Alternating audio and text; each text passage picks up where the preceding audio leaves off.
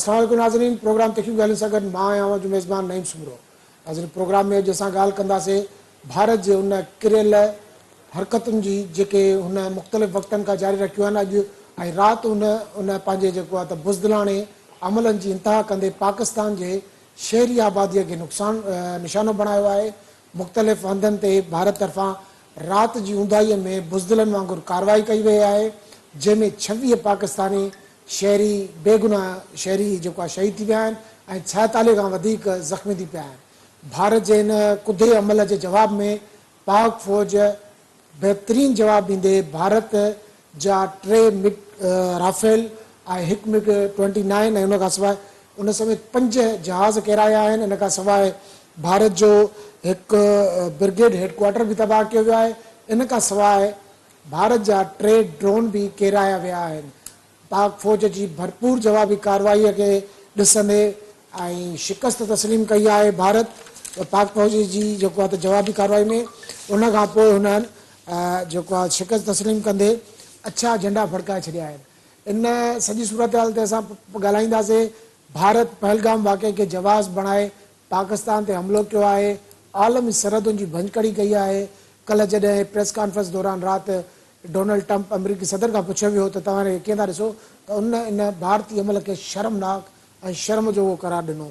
दुनिया जा मुख़्तलिफ़ मुल्क बि भारत जी इन कार्रवाई खे निंदे रहिया आहिनि। पाक फ़ौज या पाकिस्तानी जेके अख़्तियारूं आहिनि मुख़्तलिफ़ वक़्तनि ते चवंदियूं रहियूं त पहलगाम हमले जा जेकॾहिं अव्हां वटि सबूत आहिनि पाकिस्तान जे मुलवस हुजण जा त उहे असांखे ॿुधायो, पर भारत सबूत पेश करण में नाकाम रहियो ऐं उन खां पोइ हुन हिकिड़ो गैर क़ानूनी क़दम खणंदे सिंतास मुआदो मुअतल करे छॾियो, जेको मुअतल कादुर करे ई नथी सघे। इन खां सवाइ उन ई हमले खे जवाज़ ॼाणाए राति देरि सां बुज़दिलनि वांगुरु भारत जेके आबादीअ वारा इलाइक़ा आहिनि पाकिस्तान जा उन्हनि ते जेको आहे त हमला कया आहिनि। जेकॾहिं पाक फ़ौज उन जो वक़्तायत जवाबु ॾेई करे उन्हनि खे ख़ामोश कराए छॾियो आहे, उन खां पोइ ई जेको आहे त भारत तरफ़ां सरहद ते अच्छा झंडा फड़काया विया। इन सॼी सूरत हाल ते ॻाल्हाइण जी असां कोशिशि कंदासीं। असां सां गॾु स्टूडियो में मौजूदु आहिनि पीर ख्वाजा अब्दुल हक़ PP अॻुवाणा आहिनि। इन खां सवाइ पाण दरगाह सचिन सरमद जा गादी नशीन बि आहिनि।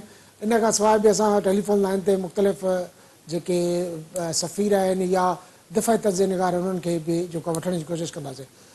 ख्वाजा साहिबु, सभ खां पहिरियों मां हवाले थो अचां त भारत हिकु त पहलगाम हमले जो बेबुनियाद इल्ज़ाम आहियो पाकिस्तान ते, पाकिस्तान तरफ़ां सबूत घुरिया विया ऐं उन खां पोइ चयो त सबूत पेश कयो। सबूत पेश नथा कयो त आलमी सतह ते तव्हां हिकिड़ी इंक्वायरी करायो, उन में पाकिस्तान तव्हांखे सहकार कंदो। उन ते बि भारत राज़ी न थी ऐं राति हिकिड़ो अहिड़ो किरियल अमल कयो आहे भारत आलमी सरहदुनि जी भंजकड़ी कंदे पाकिस्तान जे आबादनि खे निशानो बणायो आहे। बिस्मिल्लाह, जेके बि मुंहिंजा भाउर भेणूं बुज़ुर्ग ॾिसी रहिया आहिनि उन्हनि सभिनि खे अस्सलाम वालेकुम। हक़ मौजूद चइबो थो। सभिनि खां पहिरियों जेके कल राति जो असांजा पाकिस्तानी शहीद थिया आहिनि उन्हनि सां दिली तौर ते अफ़सोस जो इज़हार करियां थो।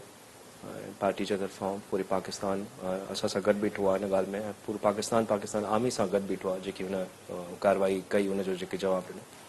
ऑफकोर्स पहलगाम वाक़े जी तव्हां ॾिसो त असां कल्ह सलामती काउंसिल में शाम ताईं सॼी न्यूज़ चैनल ते इहो हुयो त असां मुल्क कोई बि दुनिया जो अहिड़ो मुल्क या अहिड़ो लीडर न हुयो, पाकिस्तानी आला क़यादत हुजे, पाकिस्तान पीपल्स पार्टी चेयरमैन जेके बिलावल भुट्टो साहब आहिनि हुननि हुजनि, को न्यूज़ चैनल्स अहिड़ा न हुया फॉरेन में या लीडर्स न हुया जंहिंखे असां अप्रोच न कयो हुजे त बाबा हीउ जेको वाक़ियो थियो आहे, what you think what you are blaming on us, जेको तव्हां असां ते इल्ज़ाम था हणो त असां हुनजी साफ़ शफ़ाफ़ इन्वेस्टिगेशन था घुरायूं। सलामती काउंसिल में इहा ॻाल्हि थी ऐं असां मिलिट्री कोई एक्शन खां गुरेज़ था कयूं, ॾियूं नथा।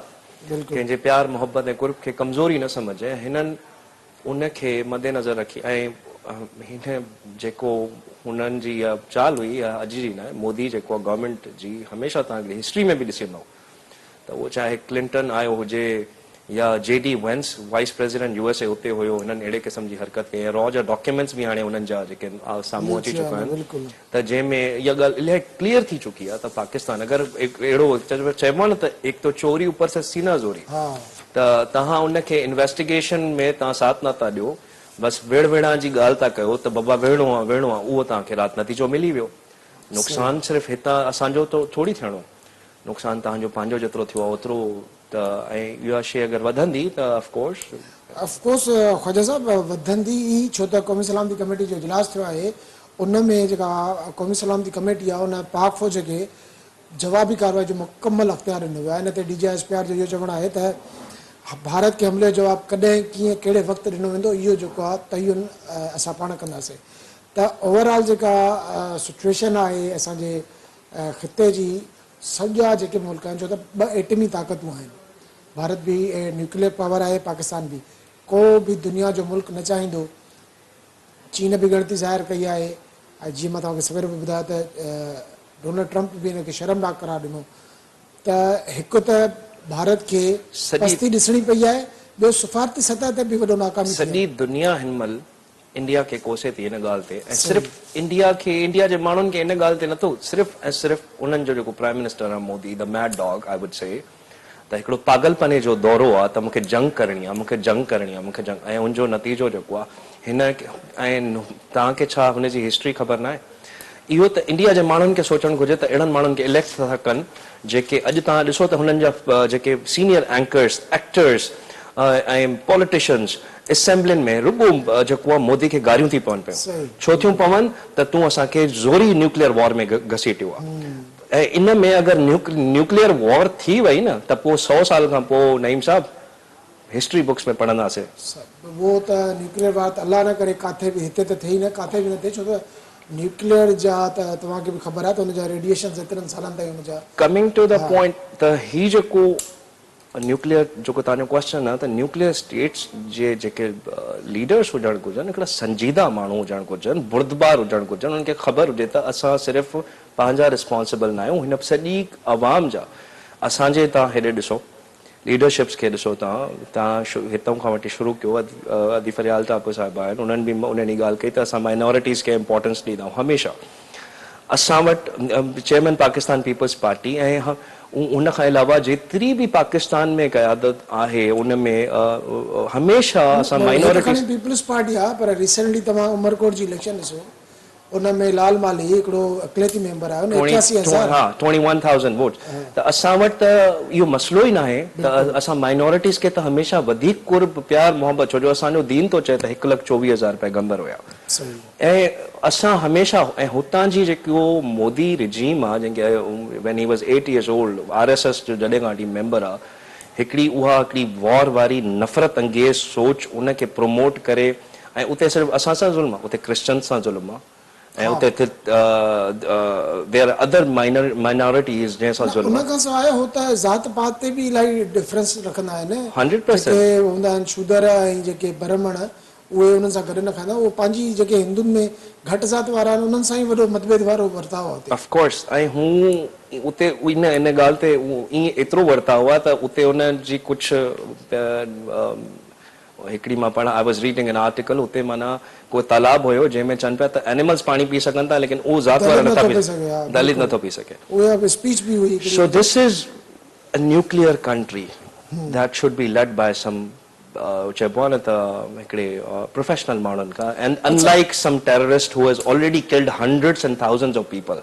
ख्वाजा साहब, हाणे असां जॾहिं ओवरऑल सिनारियो ॾिसूं था, गज़ा में जेको आहे रतो छाण जारी आहे मासूम ॿारनि जी, उनखे सॼी दुनिया निंदे थी पई, त इसराइल जा जेके उहो जंगी ॾोहनि जो जेको आहे त मुर्तकिब थियो आहे। उन खां सवाइ असां राति वारी कार्रवाई ॾिसूं था त उन में बि हिकिड़ो मासूम ॿार, औरतूं बि ज़ख़्मी थियूं, उनजा फुटेजिस बि जारी थिया। त मोदी जी बि साॻी नेतन्याहू वारी पॉलिसी आहे, छो त हुन बि शुरूआत शहरी आबादीअ खां, जिते आबादी आहे, छो त जंग जा के उसूल हूंदा आहिनि, कॾहिं बि शहरी आबादी खे निशानो न आहे बढ़ायो वेंदो। साईं, हाणे सच अगरि if U want me to be really clear on this, ही मूंखे लॻे थो पहलगाम वाक़ियो बि ईअं ई हो, जीअं हिकु कश्मीर में हिन ज़ुल्म कया आहिनि, रोज़ माण्हुनि खे मारणु, ॾींहं राति उते तव्हां माण्हू था मारियो, उते न तव्हां इहो था ॾिसो त उहो माना ख़ैर उहो जेको रिटेलिएशन हूंदी आहे न, वरी इसराइल पोइ बाद में चवे त न मुंहिंजे पाड़े वारे करायो आहे, फलस्तीन खे कोई बैक थो करे। दिस इज तव्हां सबूत त ॾियो न, हूंदो त ॾींदा न, हा उहा ई ॻाल्हि आहे, सबूत बि न आहे न, तव्हां उनखे जवाज़ ॼाणाए करे तव्हां मासूम शहरनि खे निशानो था बढ़ायो, पोइ हुन जवाबु मिलनि 5 अच्छा मज़े जी ॻाल्हि आहे जेको राफेल जहाज़ ते भारत तमामु घणो फ़ख्रु पियो करे, 4.5 जनरेशन जा जहाज आहे उन ते इलाही फ़खुर हुयो उन्हनि खे असांजी जेका हवाई फ़ौज आहे उन्हनि खे बाक़ाइदे मुंहुं तोड़ जवाब विदिन एन आवर्स त असां तव्हांजे साम्हूं रिज़ल्ट हुयो जेको हुननि खे फ़खुर हुयो हुननि जे पंहिंजे मिलिट्री जेके उन्हनि जी लीडरशिप आहे उन्हनि जी स्टेटमेंट्स आहे त इहो कीअं थो थी सघे त माना असांखे वॾो फ़खुर हुयो। ख़ैर पाकिस्तान आर्मी खे अंडरमाइन न कयो वञे कॾहिं बि ऐं पाकिस्तान जे लाइ असांजा वॾा बि चवंदा त हीउ मुल्क खे अहिड़ी दुआ थियल आहे त जेको फ़क़ीरनि सां खहंदो न रहंदो। ख्वाजा साहब असां सां अॻूणा सफ़ीर जीआर बलोच साहब टेलीफोन लाइन ते मौजूद आहिनि। जीआर साहब तव्हांखे प्रोग्राम में वेलकम कयूं था। Thank you thank you. GR साहब नेट भारत बुज़दिलानी जेको आहे त कार्रवाई कंदे राति पाकिस्तान जे आबादी वारनि इलाइक़नि खे निशानो बणायो आहे जंहिंमें 26 शहरी शहीद थी चुका आहिनि 46 ज़ख़्मी आहिनि। पाक फ़ौज बि उन्हनि खे भरपूर जवाब ॾेई उन्हनि जा 5 जहाज़ गिराया आहिनि 3 ड्रोन गिराए विधा आहिनि। इन खां सवाइ हिकिड़ो उन्हनि जो ब्रिगेड हेडक्वार्टर बि तबाह कयो आहे त इन सॼी पाक फ़ौज त उन्हनि खे भरपूर जवाब ॾिनो आहे मुंहुं तोड़ जवाब ॾिनो आहे पर उन खां पोइ भारत हिकिड़ो अछो झंडो फड़कायो आहे पंहिंजी सरहद ते। सिफ़ारती ज़बान में इहो असांजे व्यूअर्स खे असांखे सम्झायो त इहो झंडो फड़काइण जो छा हूंदो आहे ऐं भारत जे इन बुज़दिलानी कार्रवाई खे कीअं था ॾिसो था। बिस्मिल्लाह रहमान रहीम। सब खां पहिरीं थोरो मां पंहिंजे सामाईन या नाज़रीन जेके उन्हनि जे लाइ ॿुधाईंदुसि त का बि जंग जेका आहे उन जा 4 एलिमेंट हूंदा आहिनि। हिकिड़ो हूंदो आहे त वार जो ऑब्जेक्टिव छा आहे छा दिलि जंग वेंदी वञे छा उहो जस्ट आहे अनजस्ट आहे ऐं जेको इंटरनेशनल कानून आहे उन मुताबिक़ ॿ वजहनि जे करे जंग थींदी आहे या त कंहिं तव्हां ते के हमिलो करण वारो आहे करे चुको आहे या का तव्हांजी जेका सर्वाइवल आहे उनखे को ख़तरो आहे उन दुश्मन खां। इहे ॿई ॻाल्हियूं हिननि वटि कोन्हनि खे। हीअ जेका इम्पोर्टेंट एलिमेंट हूंदो आहे उहो हूंदो आहे त छा इंटरनेशनल कम्युनिटी खे तव्हांजे जस्टिफाइड वॉर में कन्विंस आहिनि या न आहिनि। छा उन क्राइटेरिया ते अचे पई तव्हांजी जंग जंहिंमें यूएन जा कानून आहिनि जंहिंमें आर्टिकल 51 आहे यूनाइटेड नेशन जे चार्टर जो छा उहो ॿुधाए थो सिर्फ़ु तव्हां पंहिंजे सेल्फ डिफेंस में हिकिड़ी जंग करे सघो था या पंहिंजे पाण खे बचाए सघो था कतई न। ॿियो जेको इम्पोर्टेंट एलिमेंट आहे त हिन में इंटरनेशनल कम्युनिटी में जे हवाले सां पाकिस्तान मुकमिल तरह सां यकीन ॾियारियो हिंदुस्तान खे कंदे कयईं ऐं तमामु दोस्तनि खे पूरी कम्युनिटी खे ॿुधाई इंटरनेशनल खे जंहिंमें तक़रीबन 24 फॉरेन मिनिस्टर सां असांजे deputy prime minister foreign minister ॻाल्हि कई आहे असांजे प्राइम मिनिस्टर ॻाल्हि कई आहे एट ऑल असांजा एम्बेसडर जेके बि आहिनि वॾनि कैपिटल्स में उन्हनि पंहिंजी जॻह ते त असांखे क़बूल आहे त का अहिड़ी इन्वेस्टिगेशन कई वञे जेका न्यूट्रल हुजे ऑब्जेक्टिव हुजे ऐं इंटरनेशनल कैरेक्टर हुजे कतई न उनखे बि क़बूल न कयो वञे। लिहाज़ सां इंटरनेशनल रिकग्निशन ऐं जेका लेजिटिमेसी आहे उन जे वार खे कतई ख़ाली आहे। ॿियो जेको अहम पहलू आहे त छा उनजा पंहिंजा माण्हू उनखे क़बूल कनि था जंहिं मुल्क जेको मुल्क एग्रेसिव आहे उहो कनि था छा नो। तव्हां जेकर गौर सां ॾिसो ऐं ॿुधो हिंदुस्तान जे उनखे त तव्हांजी जेका कांग्रेस आहे सा परे थी बीठी आहे कश्मीरी त बज़ात ख़ुदि ज़ाहिर आहे पंहिंजो पाण खे कश्मीरी सम्झनि था उन्हनि जे लाइ क़ाबिल क़बूल न आहे जंग इहा ठीकु आहे। ऐं ॿी जेका ज़रूरी हूंदी आहे त छा जंग जेको निशानो बनाए पियो वञे सिविलियंस खे बनाए पियो वञे को इंफ्रास्ट्रक्चर खे बनाए पियो वञे या वाकई मिलिट्री टू मिलिट्री फाइट पई थिए। इन्हनि बुज़ुर्गनि मस्जिदनि ते हमिलो कयो आहे मदरसनि ते हमिलो कयो आहे यतीम बचनि ते हमिलो कयो आहे विलेजिस ते कमु कयो आहे। सो इन लिहाज़ सां हीअ जेका इहो हिकिड़ो नेकेड एग्रेशन जी अचे थो डेफिनेशन में कानूनी तरह सां अख़लाक़ी तरह सां इंटरनेशनल लॉ जे लिहाज़ सां ही हिकिड़ी मुकमिल तरह सां गैर कानूनी जंग आहे जेके पाकिस्तान जी बहादुर फौज पंहिंजे क़ौम जी हिम्मत सां क़ौम जी सपोर्ट सां तमामु हिकिड़ो बहितरीनु जवाबु ॾिनो आहे ऐं जेकर अञा बि एग्रेसिवनेस ॾेखारे थो इंडिया यकीनन पाकिस्तान जवाबु ॾींदो।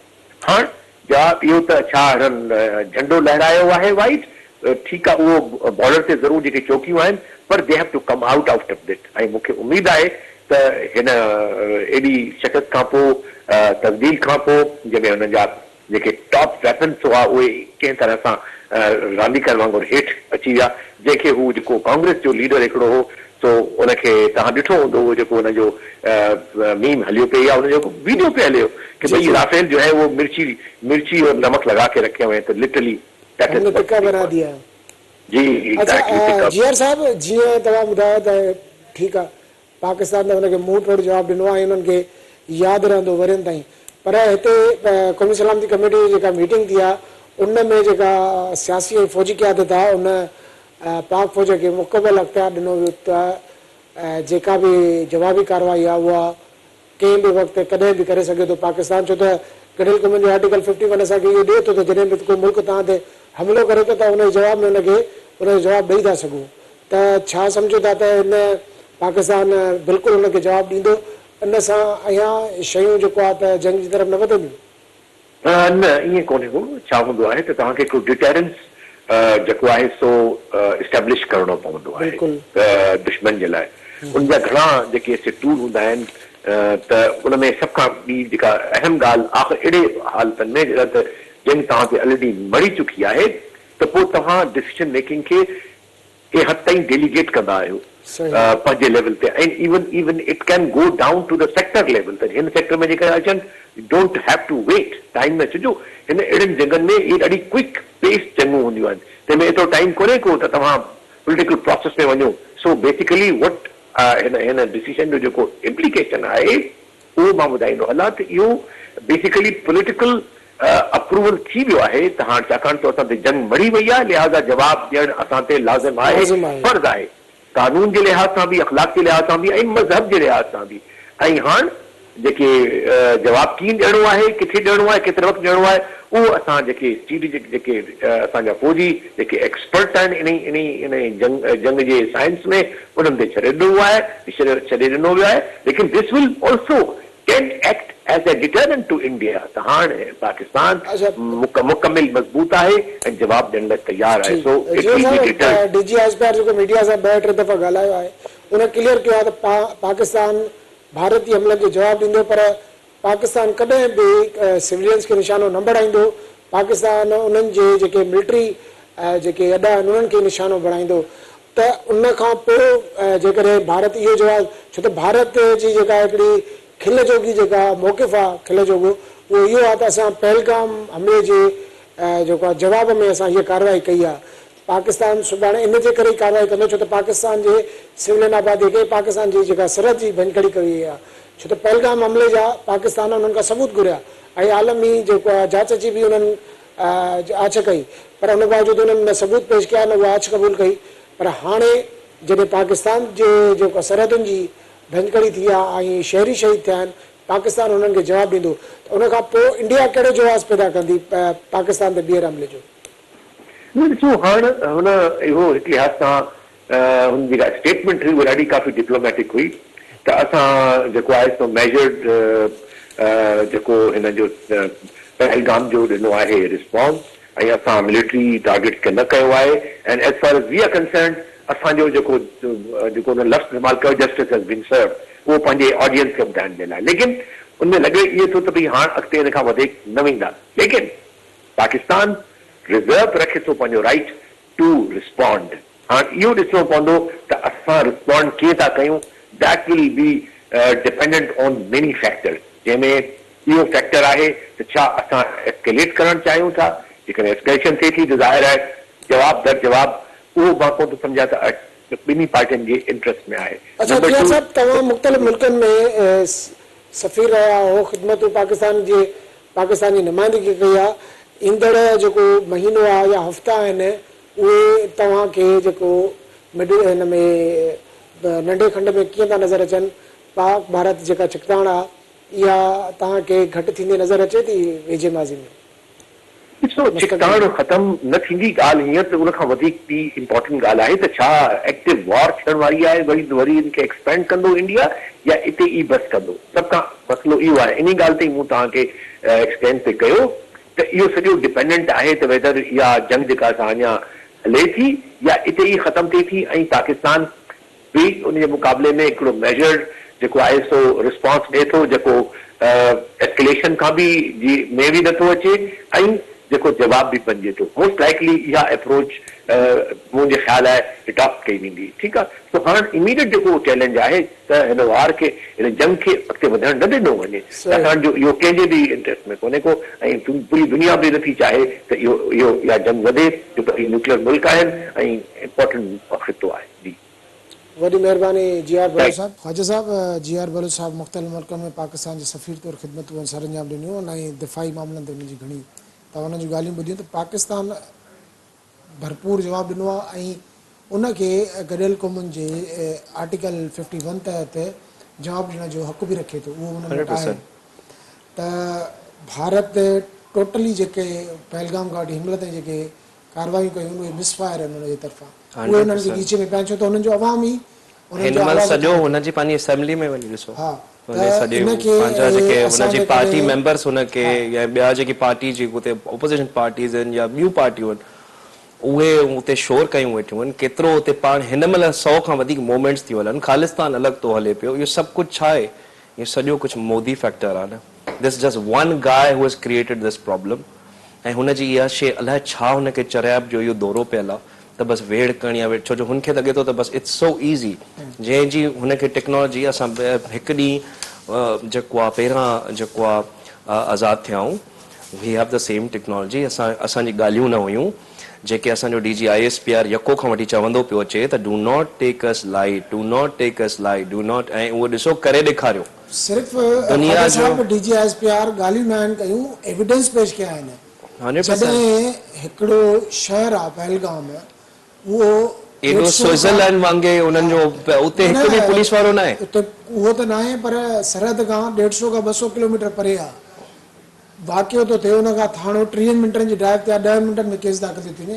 उहे सभु सबूत पेश कया आहिनि। उन ते अमल करण बदिरां, उन्हनि ते कमु करण बदिरां उन्हनि हिकिड़ी वाड़प जो मुज़ाहिरो करे ऐं गैर ज़िम्मेवारो मुज़ाहिरो करे हमिलो करे ॾिनो पाकिस्तान ते, ऐं जंहिंजो उन्हनि खे वरी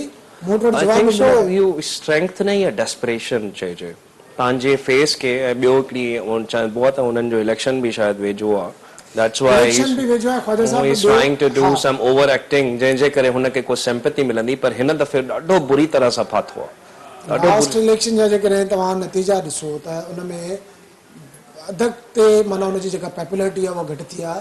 त मोदी हाणे वाड़ाप जो शिकार आहे, उनजे करे इहे सभु शयूं करे थो।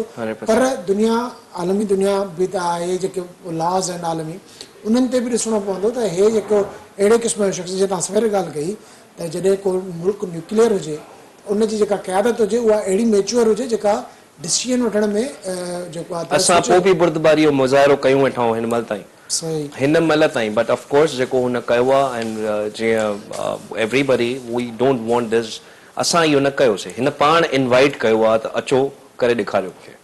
ऐं हिन चकर मां तव्हांखे नईम साहब ॿुधायां, अगरि जे हिनखे एस्केलेट कयो न त इहो पाकिस्तान जो झंडो तर्ज जो सेंटर ऑफ इंडिया में वञी लॻंदो, अगरि जे हिननि घणो उहो थियो, because this is getting out of the hands. जॾहिं पाकिस्तान में को बि अहिड़ो मसइलो थिए थो त मुख़्तलिफ़ वक़्तनि ते मुख़्तलिफ़ पार्टियूं आहिनि, PTI आहे, नून लीग आहे, पीपल्स पार्टी आहे, MKM आहे, या ॿी बि आहिनि पार्टी, उहे पंहिंजा जेके ज़ाती आहिनि रंजिशूं या मक़सद उहे पासे करे हिकु आवाज़ थी वञे। हिन महिल बि क़ौम खे हिकु आवाज़ थियण जी ज़रूरत आहे। पीपल्स पार्टी, नून लीग त नो डाउट पाण में कोलेशन में आहिनि। ॿियूं पार्टियूं तव्हां छा था सम्झो त कल्ह ताईं PTI जी असां ॾिसूं पिया त उहे ॻाल्हियूं बि पिया कनि, पर हाणे सिचुएशन चेंज आहे। कल्ह जीअं अटैक थिया आहिनि न, त मुंहिंजे ख़्याल में जॾहिं तव्हां बि नोटिफिकेशन आई हूंदी तव्हांजे फ़ोन ते या TV ते, तव्हांजे दिलि में कुझु इहो न वियो हूंदो, तव्हांजे दिलि में वियो हूंदो त मुंहिंजो पाकिस्तान। बिल्कुलु डेफिनेटली, ठीकु आहे। इहा मां जहिड़ी तकलीफ़ सां तव्हांखे हिन महिल ॻाल्हि ॿुधाए रहियो आहे न, मुंहिंजो पाकिस्तान जी ॻाल्हि ईंदी न, पोइ मूंखे बि खणी, अगरि I would be the last soldier standing, I will go out and fight. So this is how it is, and we of course we all are united, एंड असांखे अल्लाह साईं जी तरफ़ां हिकिड़ी दुआ थियल आहे। ऐं चए अॻाणे बि हिकिड़ी ॻाल्हि पुछां, जेको फ़क़ीरनि सां खहंदो न रहंदो। So let's not hope and let's pray कि मोदी जहिड़े मैड डॉग खे अल्लाह साईं सेंस विझे। अच्छा ख्वाजा साहब, मोदी त हिकिड़ो रेसिस्ट आहे, बुचर आहे, गुजरात जा मिलिया आहिनि, मुख़्तलिफ़ मुल्कनि में हिन ते वीज़ा ते बि पाबंदी, पर जॾहिं असां ॾिसूं था त पाकिस्तान ऐं भारत ॿई हिकु न्यूक्लियर कंट्रीज़ आहिनि। को बि मुल्क, दुनिया जो को बि मुल्क, पाकिस्तान त हमेशह ख़िते में अमन जो ख़्वाहिशमंद रहियो आहे, इहो वाज़े कंदो रहियो आहे त असांजी अमन जी जेका ख़्वाहिश आहे उन कमज़ोरी न सॾी वञे। ऐं कल्ह असांजी पाक फ़ौज उहो प्रूव बि कयो आहे त जेकॾहिं को अॻिराई कंदो त उनखे मुंहुं तोड़ जवाबु मिलंदो ऐं भारत खे उहो मुंहुं तोड़ जवाबु मिलियो आहे।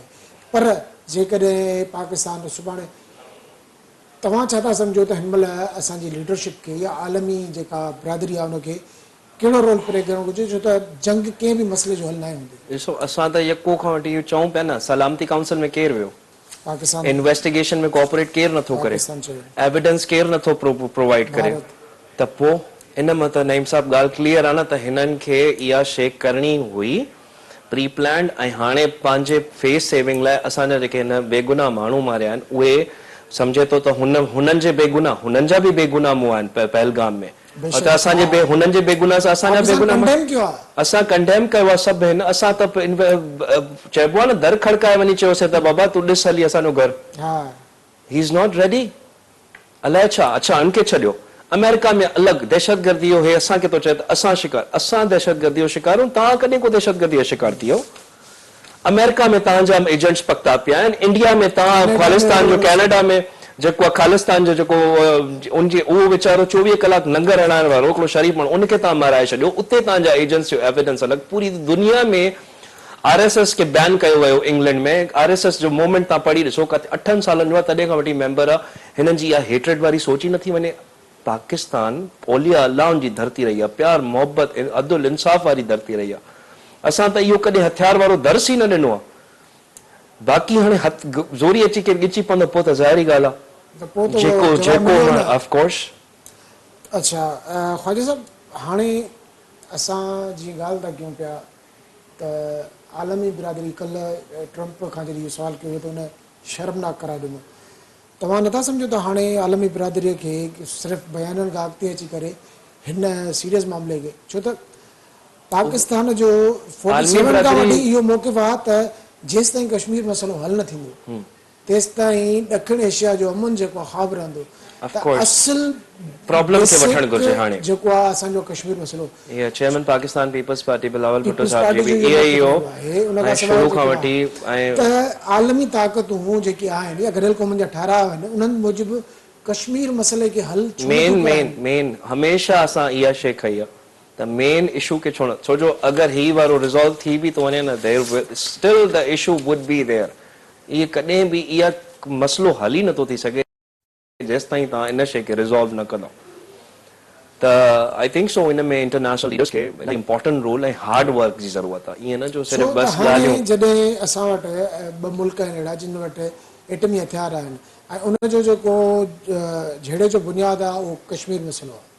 कश्मीर मसइलो पाकिस्तान UN में हर साल जेको जनरल असेंबली जो इजलास थींदो आहे उन में बार बार पाकिस्तान चवंदो आहे त कश्मीर मसइले खे यूनाइटेड नेशन जे जेको रेज़ोल्यूशन्स आहिनि उन मूजिबि हल कयो वञे, पर बार बार उन ते सिर्फ़ु ॻाल्हियूं ई थींदियूं आहिनि, उन ते हल कराइण लाइ आलमी बिरादरी संजीदा छो न आहे? ॻाल्हि संजीदा ई न आहे। ॻाल्हि इहा आहे त जेके इंडिया में माण्हू वेठा आहिनि उहो ॿुधण लाइ उहे they are not taking it serious, they are taking us light. ऐं इहो ॾिसजो हिननि खे कंहिं इहो जेको ज़ोरी कश्मीर खे ऑक्यूपाए करे उते ज़ोरी माण्हुनि खे मारण, जॾहिं उतां जी आबादी ख़ुशि न आहे तव्हां सां, उतां जी आबादी खे तव्हां साइलेंट कराइण लाइ रोज़ उन्हनि खे तव्हां मारियो था। तव्हां पंहिंजे केतिरनि एंकर्स जा, केतिरनि वॾनि माण्हुनि जा जेके तजियाकार हुया उन्हनि जा सोशल मीडिया अकाउंट्स बंदि कंदा, केतिरनि खे तव्हां ब्लॉक कराईंदो। पाकिस्तान जे सभिनी एंकर्स जा, इवन के असांजे ताकि इंडिया जे माण्हुनि खे सच न ख़बर पए।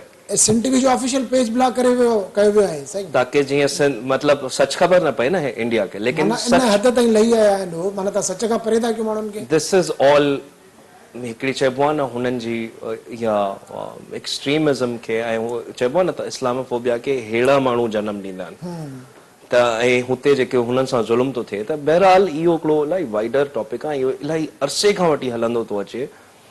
ऐं हाणे त इहा शइ इंटरनेशनल कोर्ट्स में या जेको आहे UN में मूंखे इहो सभु मतिलबु I would request my leaders also त इन शइ खे बजाए जो अहिड़ो को वॉर जो इंसिडेंट थी थो वञे, मिज़ल्स था लॻी वञनि, जेको ऑलरेडी थिए थो पियो उहो शायदि कश्मीर हुजे या फ़लस्तीन हुजे, UN शुड टेक एक्शन। इन शइ ते तव्हां बि एग्री कयो त UN बाक़ी छाजे लाइ आहे UN?